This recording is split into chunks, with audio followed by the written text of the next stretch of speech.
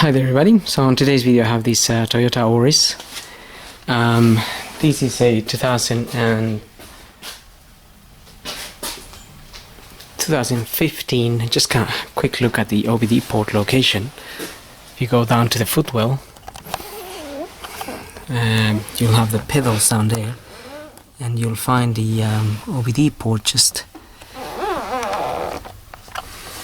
here.